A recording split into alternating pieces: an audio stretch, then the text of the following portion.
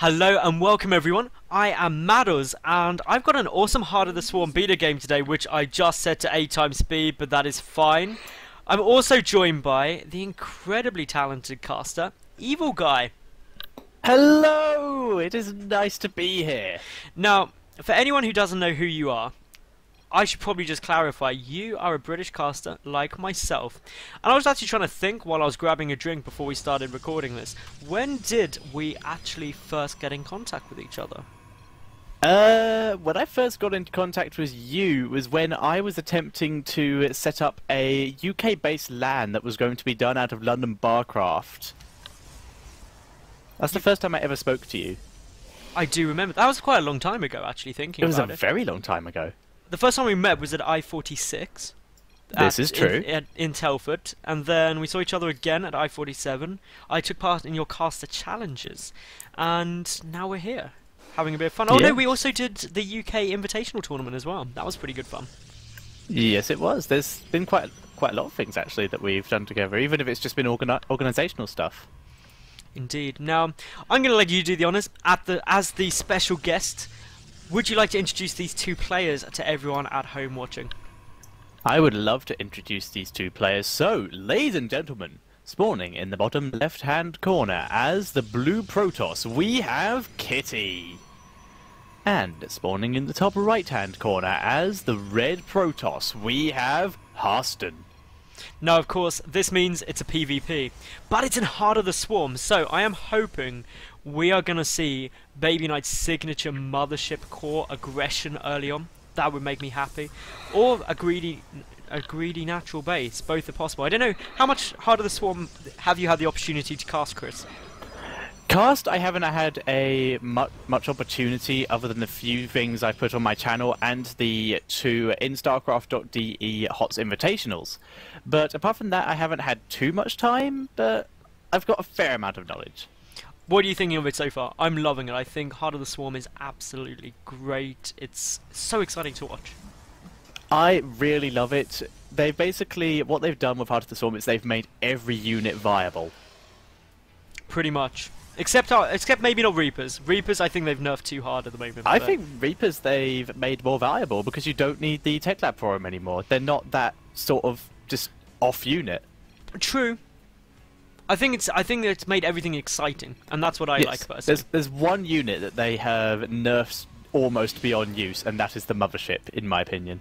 Yeah, but then they made the mothership core, which is pretty darn awesome. So yes, but it's not this huge flying death dish of awesome anymore. That's the thing.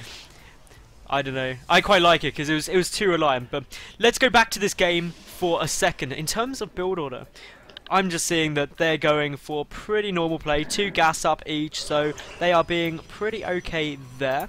We've also got the fact that the mothership core is on its way out for Harstem, so that is the first alteration really. You can get that mothership core out at 20-ish supply, you can get it also out at 40-ish supply. But Harstem is using that mothership core to get a greedy natural, and he's going to be up against Kitty, going for a Stargate. Absolutely, the Stargate is going to allow Kitty to put on really some massive aggression with the Oracle. But Harstem, as you said, will have this mothership core, so if this Nexus is even allowed to complete, then Harstem will have an incredibly safe expansion. But we're going to see some aggression here from Kitty. Good force field there from Harstem, blocking out all of the Stalkers, and that Zealot will go down very easily. It does indeed. We do have Kitty trying to chip away at the Nexus, at the natural here for Harstem, but to be honest, with Harstem with the mothership core there, with the sentries and stalkers, he can stop this whenever he wants, but probably just going to wait, just go for an engagement when he's ready for it, and in he goes. This is going to be Kitty falling back, but does have an additional stalker there now, as well as a proxy pylon for reinforcements. Proxy pylon is now complete, so we will probably see Kitty warping into Muse very soon. He is also beginning the production of his first Oracle, so going to be some harassment coming in behind this, or after this is finished. This is a scary push right now. This Nexus is under some serious duress right now, and Harstem doesn't have that much to deal with it. He's finally got his first 2 warp gates out, and he's going to try and push forward with 2 Stalkers, but there's a great force field there trapping the Zealot on the outside, and most of the units just can't get down. Indeed they can't. Luckily, with the Nexus finished up though, you can use Photon Overcharge from the mothership core in order to start chipping away at everything, and to be honest, Nexus is on dangerously low health though. Good force field blocking. It's gonna go, and it falls. falls. Goes down. That was Jeez. a beautiful push. That was a very nice push. Lost all of the units and the forward pylon, and will definitely lose this probe. But he did get the Nexus, so and denied quite a lot of mining time from all these probes that are just chilling around for no reason. We've got an Oracle in the main base. That Oracle is wow. chipping away. It didn't get that many kills, only 3. Gonna get 4 though. The Mothership Core is coming to have a look at it. Unfortunately, cannot attack air units. But still, this has been some very nice play so far out of Kitty. Having killed 4 workers and a Nexus, I'd be happy if I was in this spot right now. As would I. This is just some really nice play out of Kitty. He is keeping Harstem completely on his toes, denying mining time, picking off units and buildings here and there. He is just being a massive pain in the arse, and because of that, it does have a small supply lead and is about to try and push it with the Oracle again, but does see the 2 Stalkers and realizes it's not worth the effort.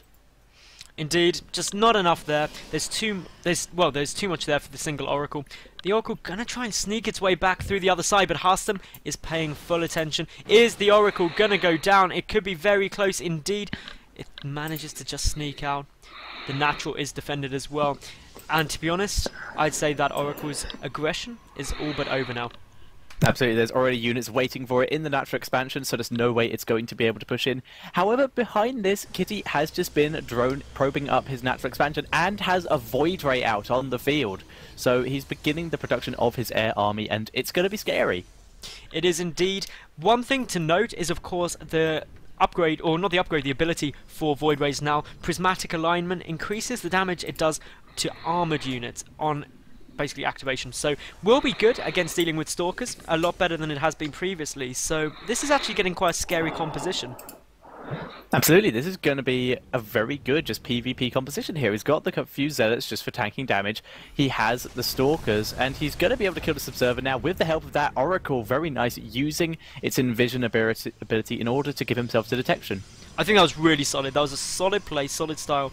And to be honest, this is now meaning that Harstem is somewhat blind. The probe count is currently hugely, well not hugely, but considerably in Kitty's favour at 42 to 36.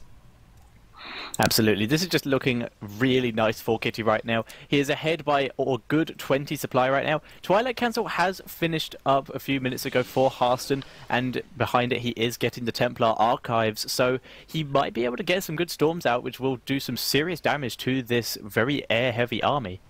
Indeed, air-heavy it is. Storm could be pretty good, Archons could be pretty good as well. Those are the 2 things that will really be helpful against these Void Rays.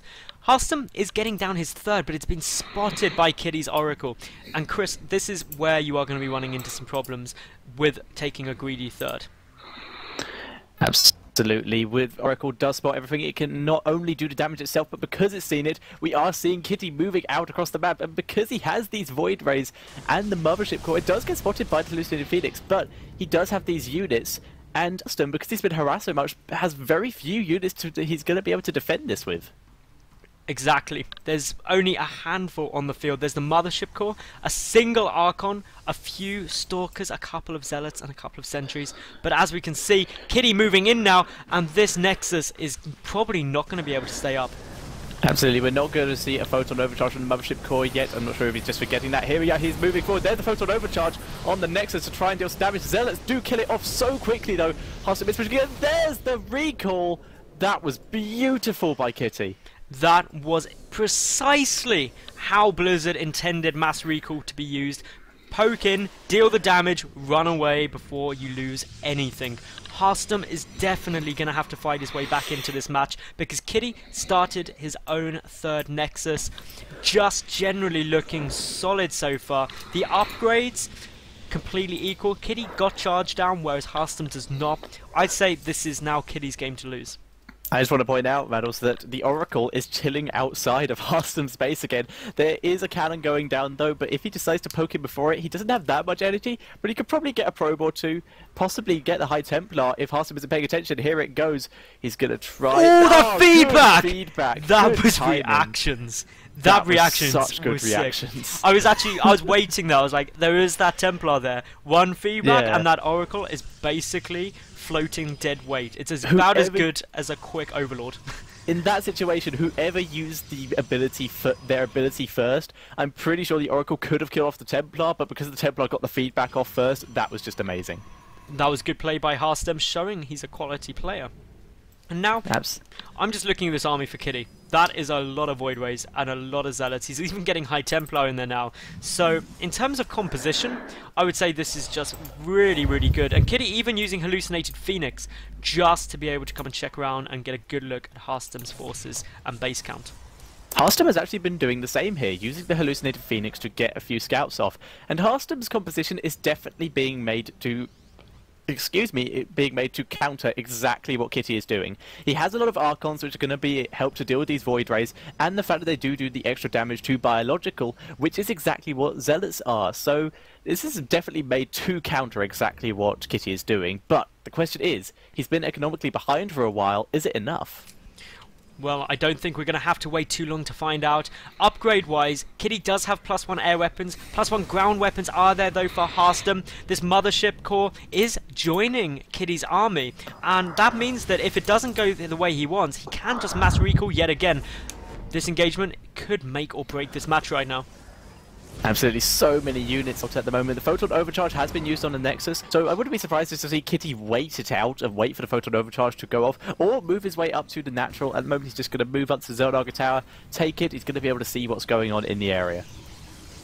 Now, the one thing I'm noticing for Kitty is that there is a Dark Shrine on its way. There is a Robotics Bay coming down as well, so Colossi, DTs, both potentially going to be coming out, as well as a second robotic facility, so it could be going into double Colossi production shortly, and that with the Void Rays will be exceptionally hard for Harstem to beat. I couldn't agree more. This is just looking really interesting to see if Harstem can make his way out of this. His Zealot does take the Zeldar Tower, but Kitty is already there, going to be able to deny him any of that scouting. More High Templar being warped in for Harstem to try and deal with this scary composition. But here come the DTs! I don't think he does have detection. There is... well, where's the detection in that? I can't see it anywhere. Oh, where's the cannon? Bottom, oh, there it is, just the underneath the Nexus. Blind. There we go. But yes, DTs did move in. The cannon was already there. There is a cannon in the back middle field of the natural as well, which is where these two DTs are heading towards. So we will see if they do get... Big engagement coming down here, just outside of the 4th of Harstem, but to be honest, Harstem has come off incredibly well there. He had a much better arc, and this is now a big problem for Kitty, who's in mass retreat. The Mothership Core was taken out, so can't even recall. This is big problems for the Blue Protoss right now. Absolutely, there are several High Templar here that are just going to try and halt this retreat a bit, but he's being forced to engage. Archon's moving into range of these Void Rays, and so much damage being dealt. Everything is dead except for these Void Rays. They just need to get out of there. A couple Archons being caught out at the front from more of Harstem's force, and everything goes down. To be honest, this is almost certainly gonna be GG now. The only hope is these DTs can do some nice damage. There's still detection though, even after the cannon go... Oh no! The cannon has now been knocked out. There's no detection there, but the DTs are now gonna get spotted by that observer. Kitty trying to take a 4th base, but 187 supply to 105 for Kitty. Even with DTs running around, they're going to have to do an awful lot of damage to stand a chance. Absolutely, that is the main problem with an air army, it does seem. If you do lose it, that's so much economy just wasted on that. It's so bad for you. You lose so much money, and as you can see how it's resulted for Kitty. And Kitty now has very few units to try and stop this attack. He does have a couple Colossus though, which could help. Those Colossi are gonna have their work cut out. There is just so many units on the field right now. Even the Oracle blowing up, and my goodness, Oracle's getting killed. Maybe the most amazing unit death animation in Heart of the Swarm right now. That's gone up to number 1. Yeah, I agree. I'm just loving Oracles in general at the moment. The fact that 1, they explode in a cloud of green, and 2, that they have a disco ball as their dance animation. Oracles are just kind of awesome at the moment. As we see though, Archons are also pretty awesome. They're pushing forward. Archon Zealot maxed out against Area Kitties. 146 supply. DTs are trying to chip away in the 3rd base, but cannons are there. And here comes the engagement. The Colossi are on the high ground. 4 Colossi will be able to hold this off quite well as long as Harstem doesn't get vision up there. But to be honest, the 4th and 3rd base of Kitty almost definitely going to be falling. Absolutely, these bases are being offered up. Free by his armies on move command. The Colossus doing so much damage, being forced to retreat onto a more open area where his whole army could engage, retreating to a 4 pylon where he could warp into more units. But he did actually lose quite a few Zealots there, and his Archons have taken some massive shield damage. They have, but luckily for Harstem, he's taken out the fourth and is now arcing his way around to go and destroy this third. A lot of Kitty's production is at this third base as well, with 5 of those warp gates and also the Dark Shrine. Of course, the problem for Kitty is he's got to engage his army head-on at some point, and he is still a good 30 supply behind.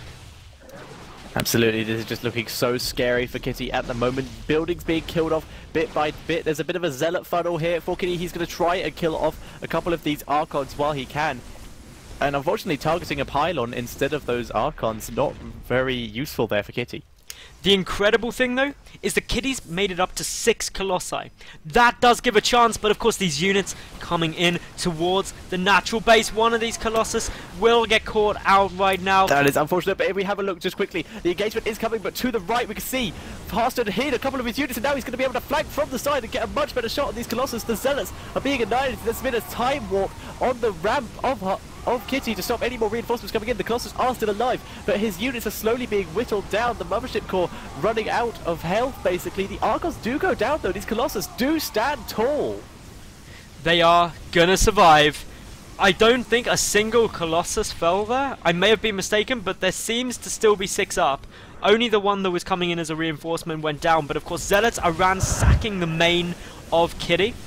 But that leveled out this engagement quite substantially, because Harstem has only just secured his 4th base, so he's only just taken the base advantage. But that Colossi count is insane.